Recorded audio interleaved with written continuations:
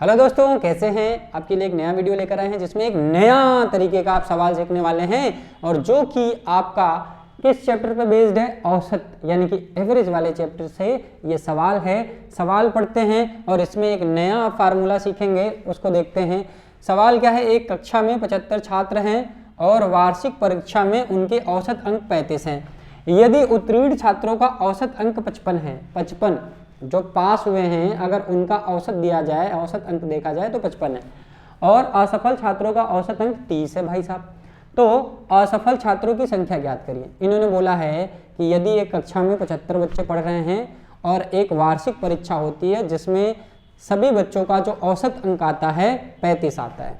फिर बोला गया है कि यदि जो पास स्टूडेंट हैं, जो उत्तीर्ण हुए हैं परीक्षा में, जो पास स्टूडेंट हैं, उनका औसत नंबर अगर 55 है और जो फेल हुए हैं परीक्षा में, जो असफल हुए हैं, इनका अगर औसत अंक निकाला जाए तो अगर 30 आ रहा है, तो ये सवाल में पूछ रहा है कि बताइए कितने बच्चे वार्षिक परीक्षा में फेल हो गए हैं। तो ऐसे सवाल को करने के लिए एक शॉर्टकट हम आपको सिखाने जा रहे हैं। ये 75 को मानेंगे आप n, यानी कि टोटल संख्या छात्रों की कक्षा में है n, है ना। और इन 75 का जो एवरेज यानी कि औसत वैल्यू आया, औसत अंक आया है, इसको हम मानेंगे a।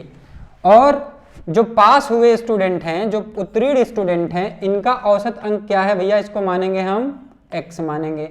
और जो असफल छात्र हैं, इनका औसत अंक क्या है भैया? 30 है, इसको हम मानेंगे y। तो शॉर्टकट क्या है? जो नंबर ऑफ स्टूडेंट जो पास हुए हैं, नंबर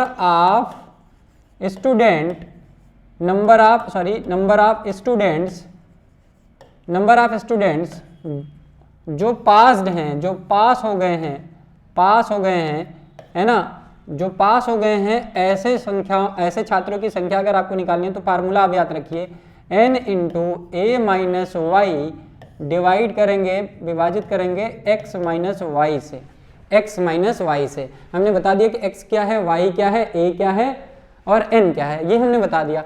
तो भैया टोटल नंबर ऑफ छात्र जो पास हुए हैं, है ना, जो उत्तीर्ण छात्रों की संख्या अगर लिखेंगे हम लोग यहाँ पे, उत्तीर्ण छात्रों की संख्या, उत्तीर्ण छात्रों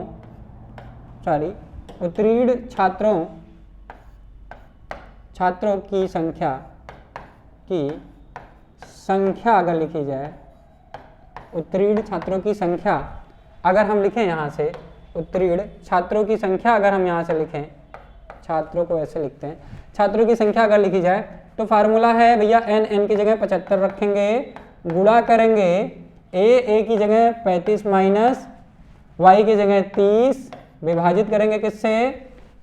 x की जगह 55 और y की जगह लिखेंगे 30। तो ये आएगा भैया 75 गुणे 5 बटे 25। इसको सॉल्व कर दीजिए, नीचे 5 आ जाएगा, 5 से 75 को अगर डिवाइड करेंगे तो 15 आएगा। तो भैया 15 ऐसे बच्चे हैं जो उत्तीर्ण हैं, देखिएगा ध्यान से, 15 ऐसे बच्चे हैं जो परीक्षा में उत्तीर्ण हैं। तो जो फेल हुए हैं, 75 में से फेल कितने हुए हैं? जब 15 पास हुए हैं तो बाकी बच्चे जो हैं वो फेल हो गए हैं। तो जो असफल छात्रों की संख्या होगी,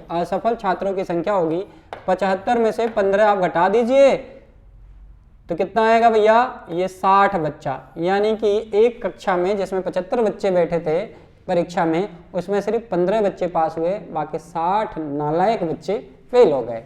ठीक है, समझ में आया? तो ऐसे भी सवाल आपसे पूछे जाएंगे। ठीक है, चलिए मिलते हैं दोस्तों नेक्स्ट वीडियो में, तब तक के लिए tata bye bye, take care.